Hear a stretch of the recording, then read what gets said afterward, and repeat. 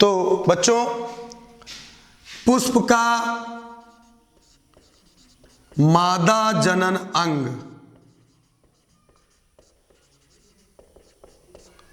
क्या कहलाता है?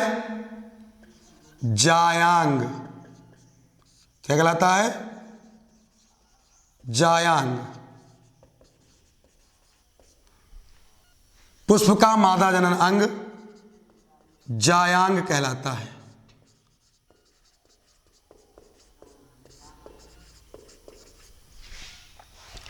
इसकी एकलक इकाई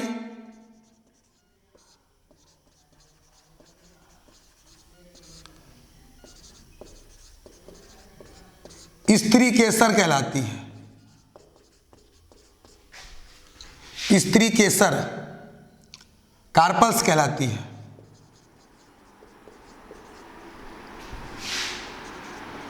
अर्थात ये जायांग स्त्री केसरों से मिलकर बना हुआ है, बना होता है। अब हम स्त्री केसर के विषय में जानते हैं। स्त्री केसर मादा जनन चक्र है। इसकी संरचना के विषय में ध्यान दीजिए। स्त्री केसर, एक परिपक्व स्त्री केसर में मेन 3 पार्ट होते हैं।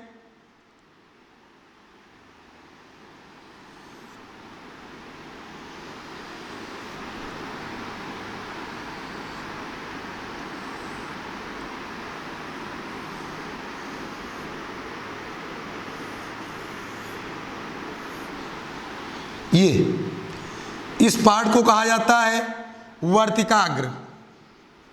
क्या बोलते हैं? वर्तिकाग्र, जिसे अंग्रेजी में कहते हैं स्टिग्मा। और ये पतली नलिका के समान संरचना कहलाती है वर्तिका। क्या कहलाती है? वर्तिका, जिसे स्टाइल कहते हैं। और ये बीच में जो फूला हुआ भाग होता है स्त्री केसर का, वो कहलाता है अंडाशय।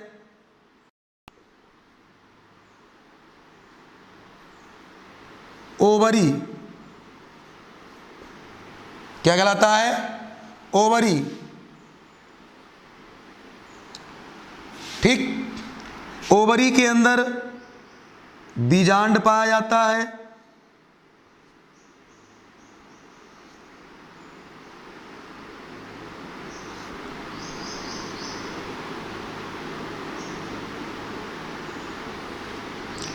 ओवरी के अंदर बीजांड पाया जाता है।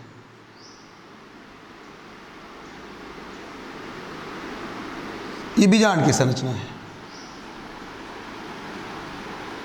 ये मृदुतक कोशिकाओं की बनी होती है।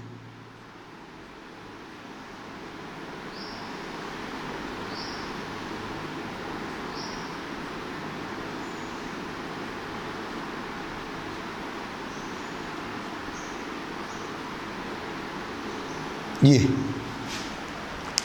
समझ गए? तो ये एक स्त्री केसर का पार्ट है, स्त्री केसर का फिगर है, जिसमें आपने देखा सबसे ऊपरी भाग क्या कहलाता है? वर्तिकाग्र। पतली नलिका की समान संरचना क्या कहलाती है? वर्तिका। और फूला हुआ भाग क्या कहलाता है? अंडाशय।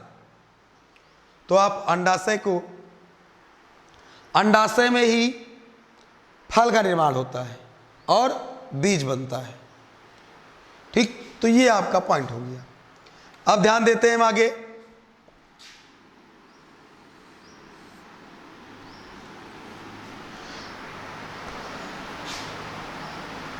ये पुष्प के मादा जनन अंग हो गए। स्त्री केसर क्या हो गया? पुष्प का मादा जनन अंग हो गया।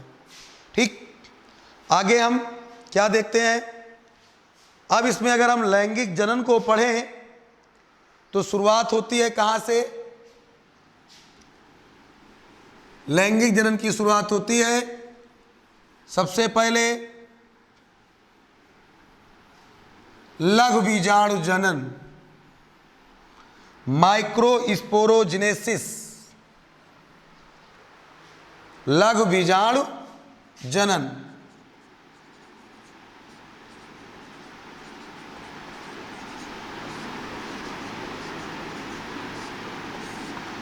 माइक्रो स्पोरोजिनेसिस,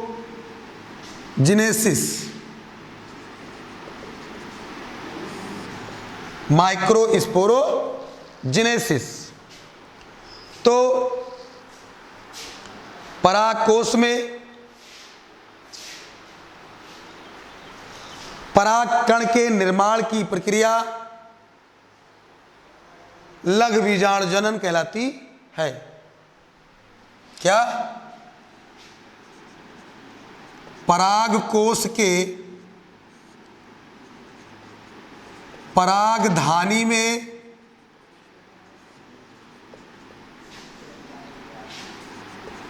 परागकण के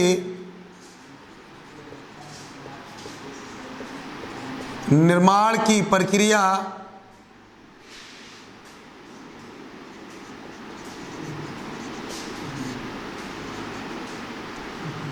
लघु बीजाणु जनन कहलाती है।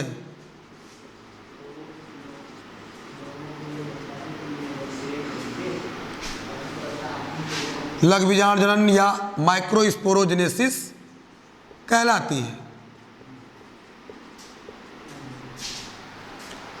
तो कहां पर? परागकोश के परागधानी में। तो ध्यान देंगे हम क्रिया कैसे होती है। जो परागकोश है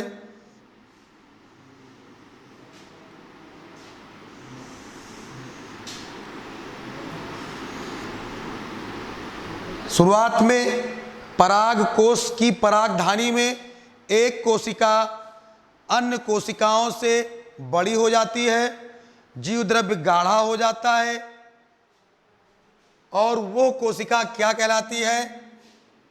बहुत सारी कोशिकाएं पाई जाती हैं इनमें।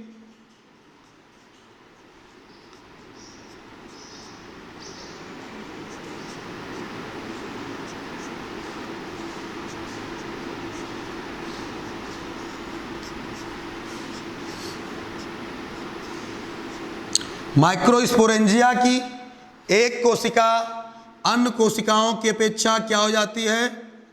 बड़ी हो जाती है। इसे कहते हैं आर्चीस्पोरियल सेल।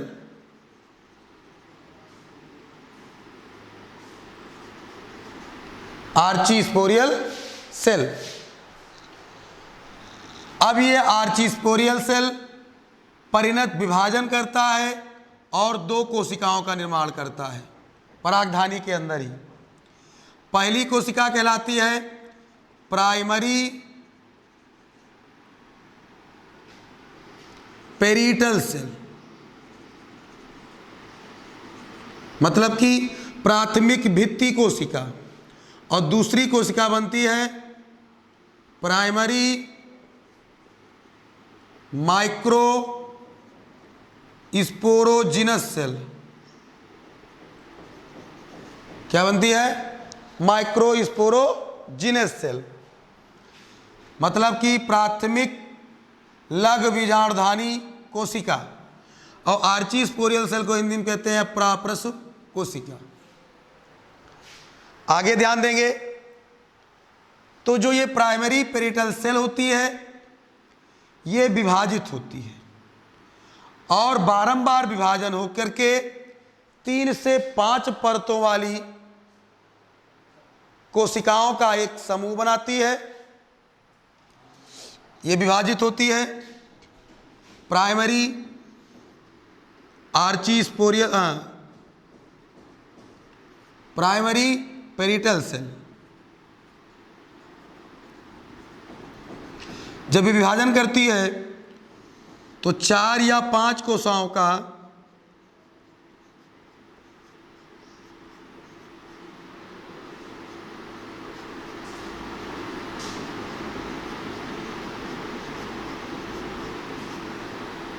ध्यान दीजिएगा आप लोग।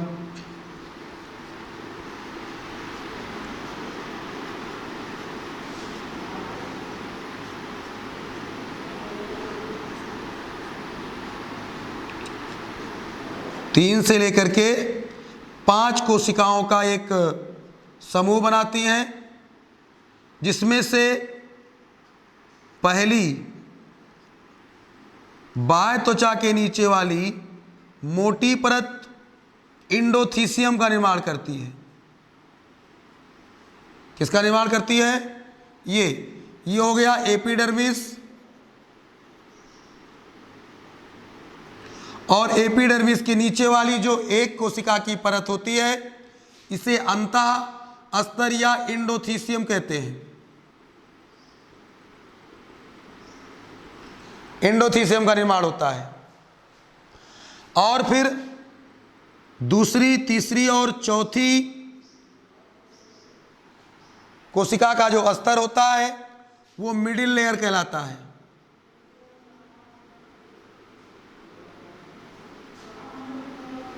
मिडिल लेयर कहलाता है।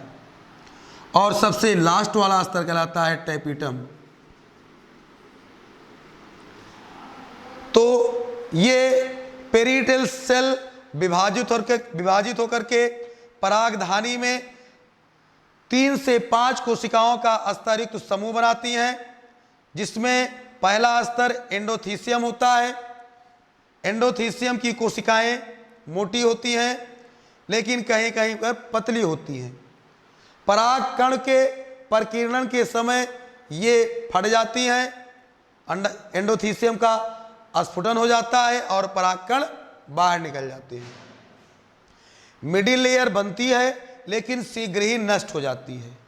ये शीघ्र ही नष्ट होकर के वृद्धि करते हुए परागकण का पोषण करती है। टेपिटम स्तर केवल एक कोशिका के स्तर का बना होता है। ये भी कुछ समय तक रहने के बाद नष्ट हो जाता है, और नष्ट हो जाने के बाद ये भी क्या कार्य करता है? वृद्धि करते हुए परागकण का पोषण करता है। तो ये प्राइमरी पेरिटल सेल कोशिका थी, जिससे क्या बना? इंडोथीसियम, मिडिल लेयर और टेपिटम। ठीक, ज़्यादातर ये कोशिका वृद्धि करते हुए परागकण को पोषण प्रदान करती है। अब दूसरी जो सेल है वो है primary sporogenous cell. Primary sporogenous cell में अर्धसूत्री विभाजन होता है, मियोसिस होता है, जिसके दौरान एक कोशिका से 4 नई कोशिकाएं बनती हैं। और इस कोशिका को कहते हैं हम लघु बीजाणु चतुष्क।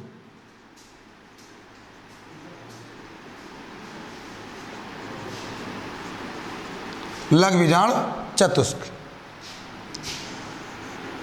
किसी किसी पौधों में ये लघु बीजाणु चतुष्क अलग अलग हो जाते हैं और अलग अलग होकर के 4 पराग कणों का निर्माण करते हैं। इन्हें हम क्या कहते हैं? लघु बीजाणु या पोलन ग्रेन, अधिकतर पौधों में। और कुछ पौधे ऐसे भी हैं जिनमें ये लघु बीजाणु चतुष्क एक साथ जुड़े रहते हैं, अलग नहीं होते हैं। उन्हें ऐसे लघु बीजाणुओं को कहते हैं संयुक्त परागकण, जैसे कि ड्रोसेरा टाइफा नामक पौधों में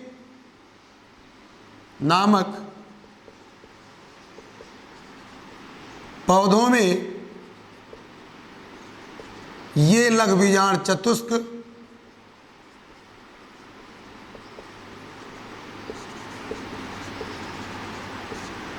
एक साथ जुड़े रहते हैं।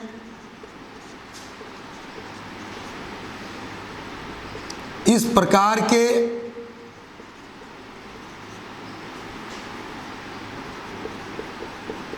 परागकण को संयुक्त परागकण कहते हैं, compound pollen grain.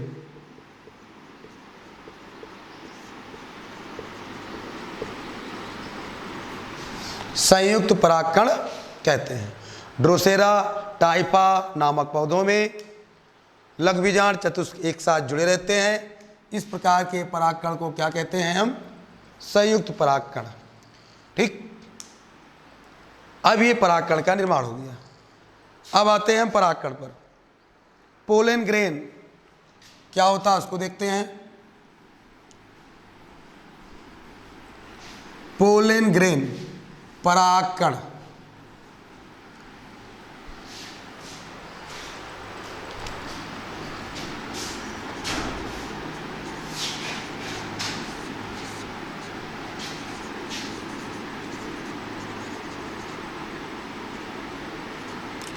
Pollen grain परागकण पुष्प की नर युग्मकोद्भिद की प्रथम कोशा होती है। परागकण क्या होती है? नर युग्मकोद्भिद की प्रथम कोशा होती है। और एक परागकण की विशेष संरचना ये होती है जिसमें बाहरी आवरण खुरदुरा होता है, जिसे इक्साइन कहते हैं, जो कि एक विशेष प्रकार के वसीय पदार्थ स्पोरोपोलैनिन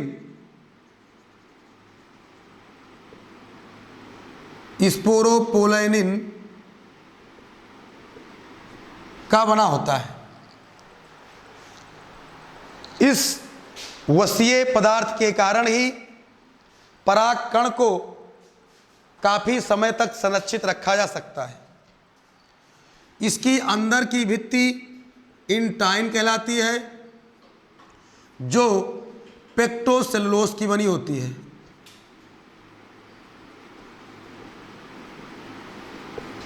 पेक्टोसेलुलोज की बनी होती है।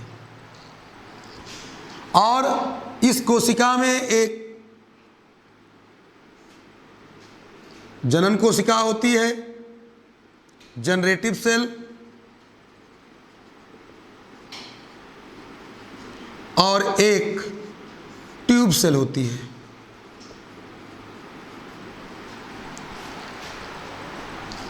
बाह्य आवरण में 2 या 3 छिद्र होते हैं, 2 या 3 छिद्र होते हैं, जिसके द्वारा पराग नलिका बाहर निकलती है। आगे ध्यान दीजिए, ट्यूब सेल क्या होता है?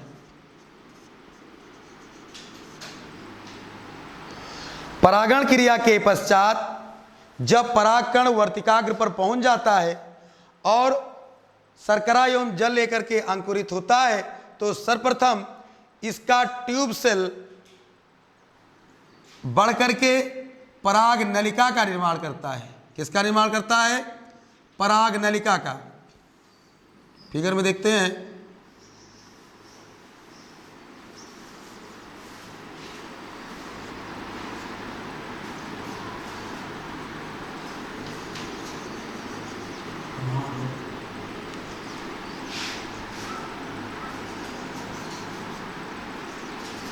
पराग नलिका, ये पोलन ट्यूब क्या कहते हैं? Pollen tube. पोलन ट्यूब की खोज एमसी नामक वैज्ञानिक ने की थी। किसने की थी? इसकी खोज एमसी नामक वैज्ञानिक ने की थी।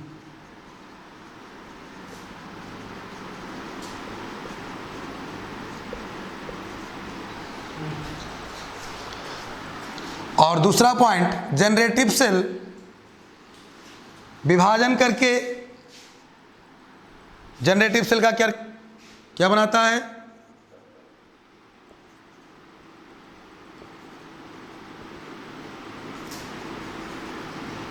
ये विभाजित होकर के 2 नर युग्मक का निर्माण करता है, जू स्पोर्स का निर्माण करता है। 2 नर युग्मक, जू स्पोर्स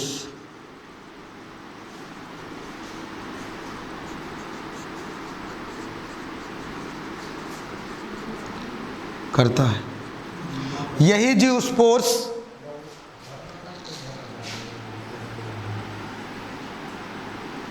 स्त्री केसर के अंडाशय में उपस्थित बीजांड के अंदर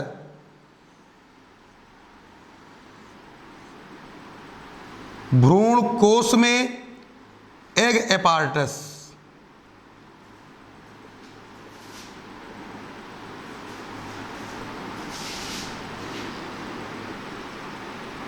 क्या बताया हमने कि जू स्पोर्स कहाँ जाते हैं?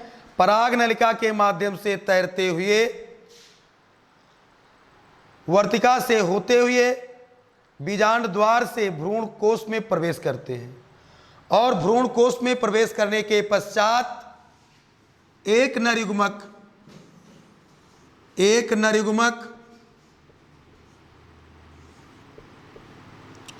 अंड कोशिका से, किस कोशिका से? अंड कोशिका से संयुक्त हो जाता है और बनाता है भ्रूण, तथा दूसरा नरयुग्मक द्वितीयक केंद्रक से जुड़ करके तृतीयक केंद्रक का निर्माण करता है। इस प्रकार से ये निषेचन की क्रिया होती है। तो ये आपका परागकण था। हमने बताया शुरू में कि लघु बीजाणु जनन क्या है, माइक्रोस्पोरोजेनेसिस की क्रिया क्या है, परागधानी के अंदर परागकण के निर्माण की प्रक्रिया ही क्या कहलाती है? लघु बीजाणु जनन। तो ये सारी प्रक्रियाएं तो मैं बाद में बताऊंगा आपको। आपका ये पॉइंट यहीं पर पूरा होता है, लघु बीजाणु जनन की क्रिया। माइक्रोस्पोरोजेनेसिस की क्रिया यही संपन्न होती है परागकण तक। इसके बाद आपको पढ़ाया जाएगा गुरु बीजाणु जनन की क्रिया। ठीक, तो ये अगले एपिसोड में।